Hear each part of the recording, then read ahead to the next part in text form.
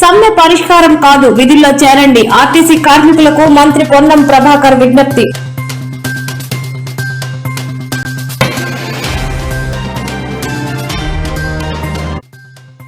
ఆర్టీసీలో ప్రైవేటు డ్రైవర్ల ప్రయోగం. లారీని ఢీకొట్టిన కరీంనగర్ డిపో బస్సు.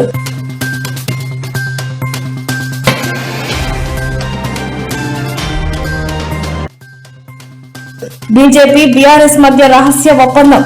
మహేష్ కుమార్ గౌడ్ సంచలన వ్యాఖ్యలు.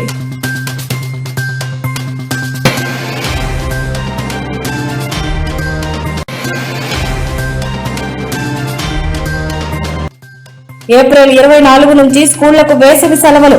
తల్లిదండ్రులకు ప్రభుత్వం కీలక అలర్ట్.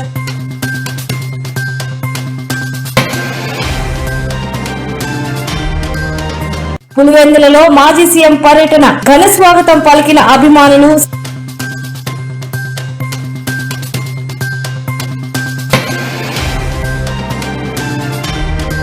సీమ నీటి హక్కుల కోసం వైసీపీ పోరాటానికి సిద్ధమవుతున్న కాకాణి.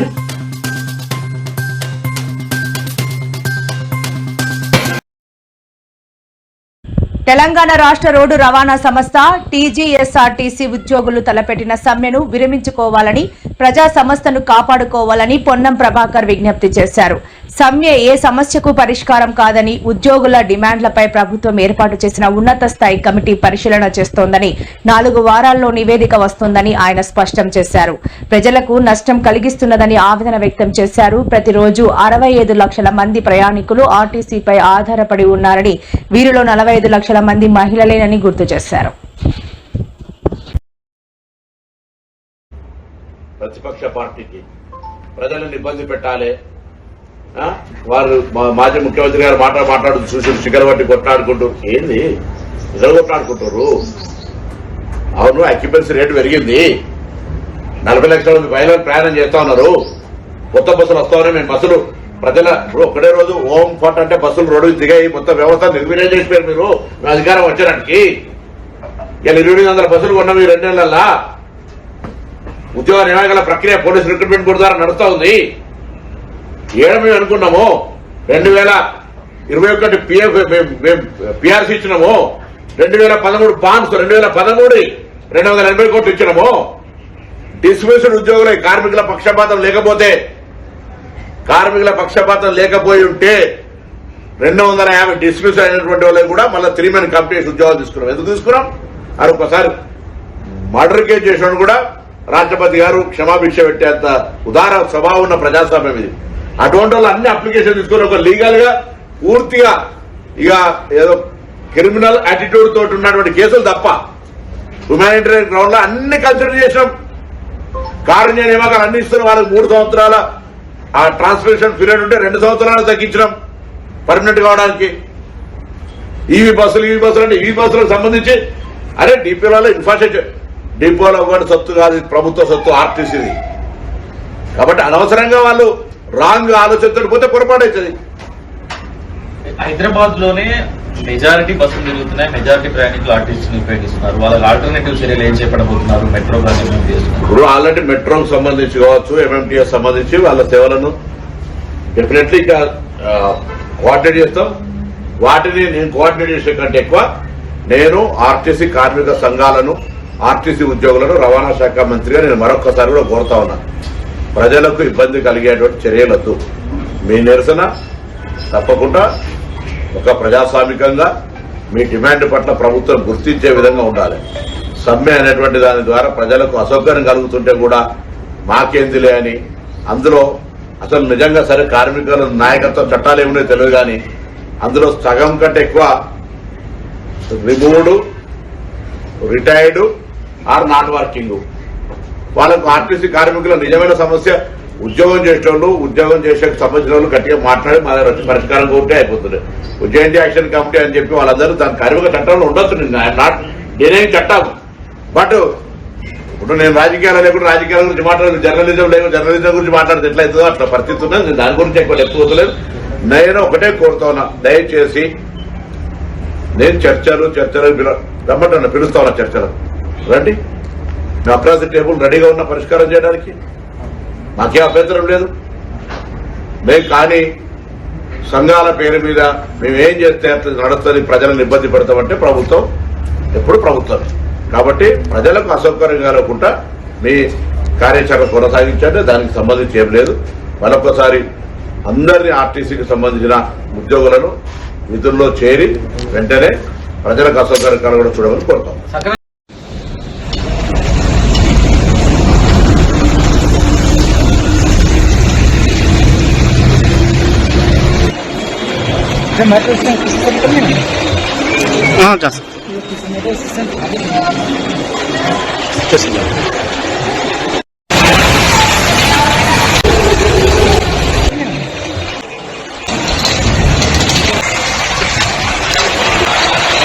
ఇలా ఆర్టీసీ కార్మికులు రాష్ట్ర వ్యాప్తంగా సమ్మె చేస్తున్నారు. వారి సమ్మెకు బీఆర్ఎస్ పార్టీ సంఘీభావాన్ని తెలియజేస్తా ఉంది. గతంలోనే కేసీఆర్ గారి ప్రభుత్వం ఆర్టీసీ కార్మికులకు మరి ప్రభుత్వ ఉద్యోగులుగా గుర్తిస్తూ ప్రభుత్వ కేబినెట్ ఆమోదించింది, జీవో కూడా ఇచ్చాం, గెజిట్ కూడా ఇచ్చాం. దాని వెంటనే వారిని ప్రభుత్వ ఉద్యోగులుగా గుర్తించండి. కార్మికులను చర్చలకు పిలవండి.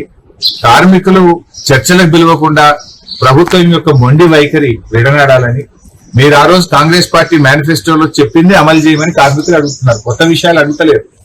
మీరు ఎన్నికల ముందు ఆర్టీసీ కార్మికులకు ఇచ్చిన హామీలు అమలు చేయమంటున్నారు. అది కూడా వాళ్ళు రాగానే అడగలేదు కదా. 2.5 సంవత్సరాలు ఒప్పుకోబెట్టారు. 2.5 సంవత్సరాల నుంచి ఎందుకు హామీలు అమలు చేయలేదు అని అడుగుతా ఉన్నారు. ఇంకోటి, మహాలక్ష్మి పథకం పెట్టినారు, కానీ ఆర్టీసీకి ఇవ్వాల్సిన డబ్బులు ఇస్తలేరు కదా. 3,000 కోట్ల రూపాయలు ఆర్టీసీకి రాష్ట్ర ప్రభుత్వం బకాయి పడ్డది.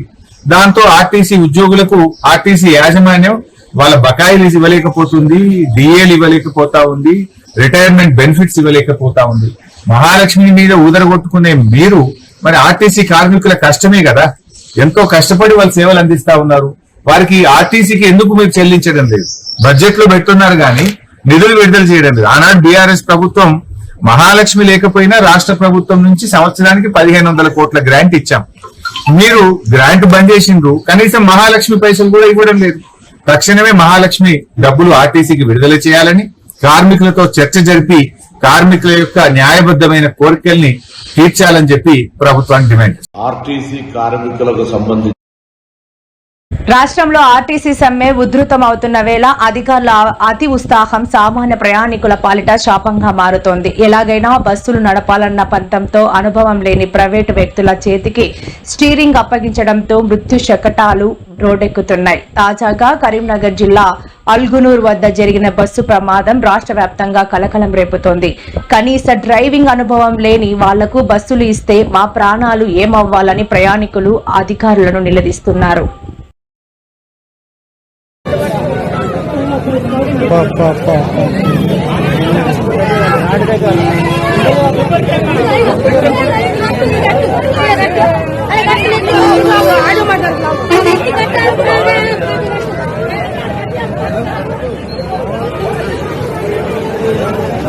డ్రైవర్ ఉన్నారా?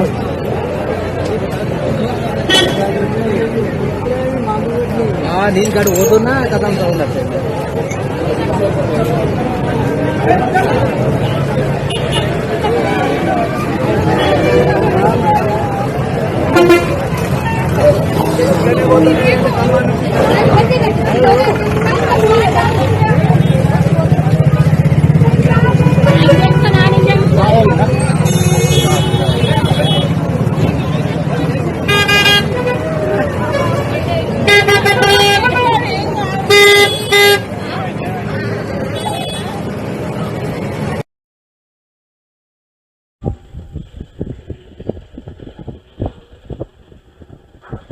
కాళేశ్వరం ప్రాజెక్టు అవకతవకలపై పీసీ ఘోష్ కమిషన్ నివేదికపై తెలంగాణ హైకోర్టు తాత్కాలికంగా స్టే విధించిన సంగతి తెలిసిందే.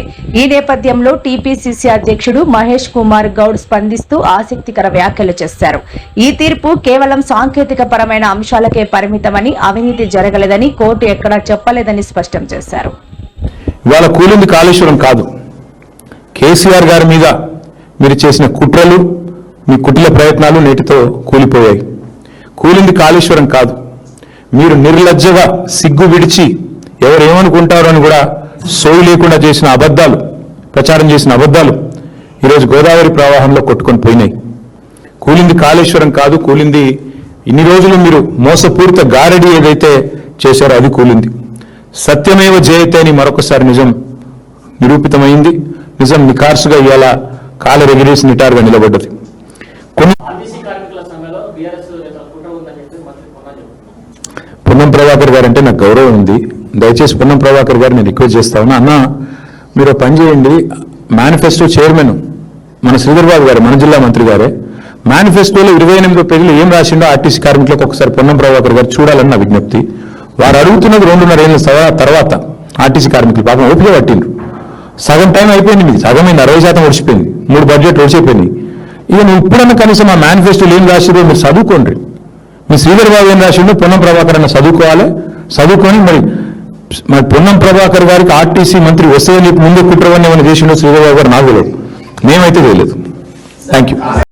అంతెందుకండి నేను అంటున్నా, ఓటుకు నోటు కేసు ఉంది, రైట్? అజ్మల్ కసబ్ అనేటోడు తీవ్రవాది అనేది ఎంత స్పష్టంగా కెమెరాలో దొరికిండో, అజ్మల్ కసబ్ అనేటోడు తీవ్రవాది హంతకుడు అనేది ఎంత వాస్తవమో, రేవంత్ రెడ్డి దొంగ అనేది అంతే వాస్తవం. ఆయన కూడా కెమెరాలో దొరికిపోయిండు. కసబు కెమెరాలో దొరికిండు, రేవంత్ రెడ్డి కూడా కెమెరాల ముంగటిని దొరికిండు. ఏమైంది మన కేసు? ఎందుకు పర్సూ చేయట్లేదు కేంద్ర ప్రభుత్వం? పర్సూ చేయాలి కదా. మీ సాలిసిటర్ జనరల్ ఏం చేస్తున్నాడు? అడిషనల్ సాలిసిటర్ జనరల్ ఏం చేస్తున్నాడు? ఏం జరుగుతుంది? ఎవరు కాపాడుతున్నారు? కనబట్లేదు అందరికీ? తెలుసు బ్రదర్, అక్కడ ఏం జరుగుతుందో కూడా తెలుసు. ఎన్ని రకాల మేనేజ్మెంట్లు నడుస్తున్నాయో మాకు కూడా తెలుసు. అన్ని బయటకు వస్తాయి. టైం ఉంది అన్నిటికీ. ఎవరు కాపాడుతున్నారు, ఎన్డీఏ భాగస్వాములు ఎట్లా రేవంత్ రెడ్డికి అండగా రక్షణ కవచంలా నిలబడుతున్నారు, టైం వస్తుంది, అన్నిటికీ అన్ని బయటకు వస్తాయి.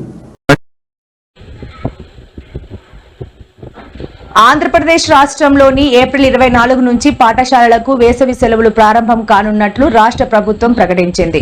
ప్రస్తుత విద్యా సంవత్సరం ముగియనుండటంతో తిరిగి జూన్ 12న పాఠశాలలు పునఃప్రారంభం కానున్నాయి. తీవ్రమవుతున్న ఎండల దృష్ట్యా తల్లిదండ్రులకు ప్రభుత్వం పలు జాగ్రత్తలు సూచించింది. ముఖ్యంగా మధ్యాహ్నం వేళల్లో పిల్లలను ఎండలోకి పంపవద్దని, వడదెబ్బ తగలకుండా తగిన జాగ్రత్తలు తీసుకోవాలని కోరింది. పిల్లలు ఈత కోసం బావులు, చెరువులు, కాలువలు వంటి నీటి ప్రాంతాలకు వెళ్లకుండా పర్యవేక్షించాలని హెచ్చరించింది.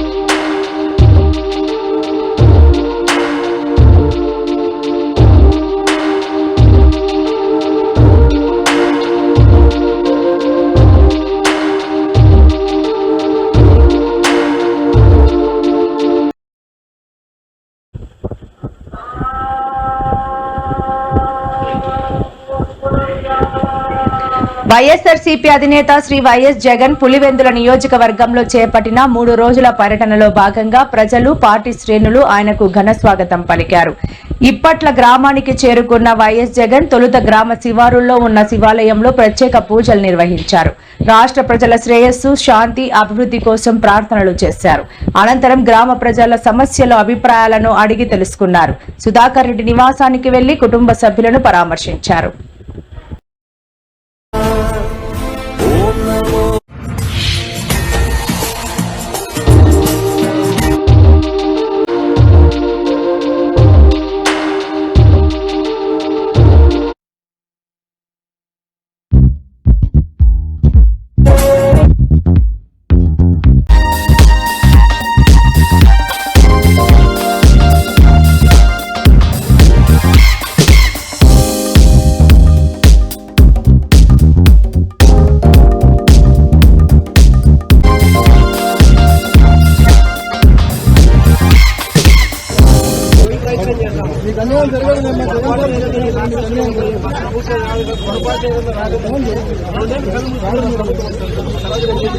అంతవరకు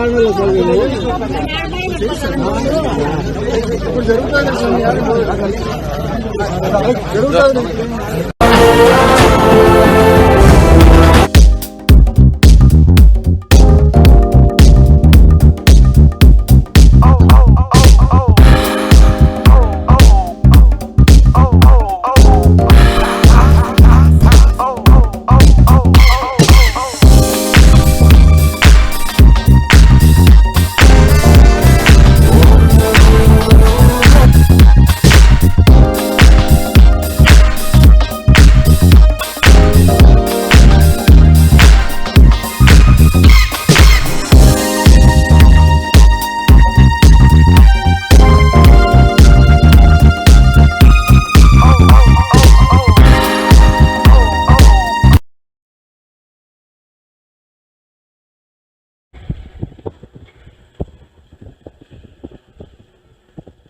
చంద్రబాబు, రేవంత్ రెడ్డి మధ్య రహస్య ఒప్పందాలు ఉన్నాయని, అందుకే రాష్ట్ర ప్రయోజనాల విషయంలో బాబు మెతక వైఖరి అవలంబిస్తున్నారని ధ్వజమెత్తారు. రైతుల పేరు చెప్పుకొని నీరు చెట్టు పథకం ద్వారా గతంలో టీడీపీ నేతలు దోచుకున్నారని, ఇప్పుడు అదే బాటలో సాగుతున్నారని విమర్శించారు. రాయలసీమను సస్యశ్యామలం చేస్తామని కల్లబొల్లి మాటలు చెప్పి చంద్రబాబు మెడలు వంచి ప్రాజెక్టులను సాధించుకుందామని, అందుకు రైతులందరూ సిద్ధం కావాలని పిలుపునిచ్చారు. సింగపూర్లో 2వ రోజు ముగిసిన ఏపీ మంత్రుల పర్యటన. ఇవాళ ఉదయం సింగపూర్ హోం మంత్రి షణ్ముగంతో భేటీ అయిన మంత్రులు నేషన్ ఫస్ట్ గవర్నెన్స్, రాజకీయ జవాబుదారీతనంపై శిక్షణ కార్యక్రమంలో పాల్గొన్న మంత్రుల బృందం సమర్థవంతమైన నాయకత్వం అందించడం, ప్రభుత్వ యంత్రాంగం అంతా కలిసి సమన్వయంతో పనిచేసే విధానం వంటి అంశాలపై చర్చ.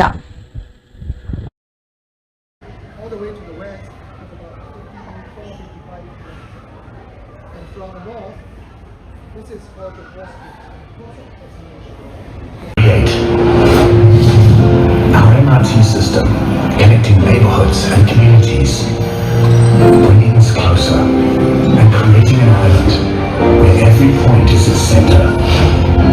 Neighborhoods and Shall we start?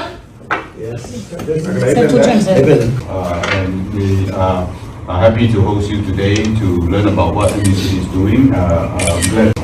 And we are happy to host you today to learn about what MBC is doing. And we are happy to host you today to learn about what MBC is doing. And we are happy to host you today to learn about what MBC is doing.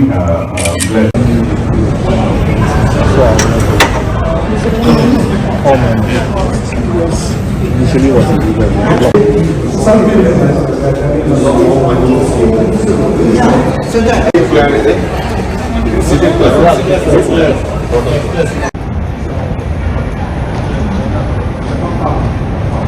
second lane, but you are in the Garbhagudi only, na? Okay. This part shows the profile of Singapore's landmass, changing how it changes, and changed over the years. So starting was the white part. I think from, let's say, 1960.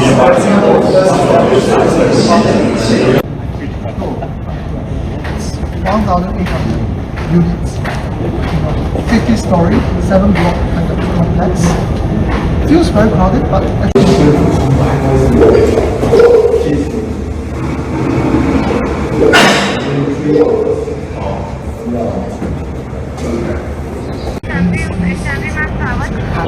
Not ma'am, not it. Shall I send ma'am? this is the original. Gas bill.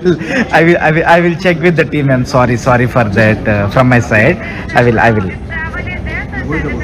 Put a call out of down. I think this is.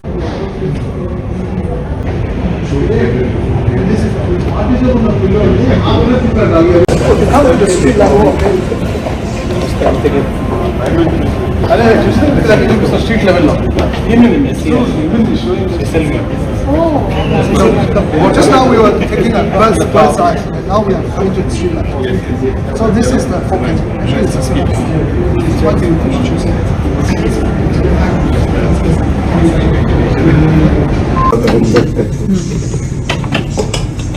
It's also for means even though here we conserve look old, but inside is very modern.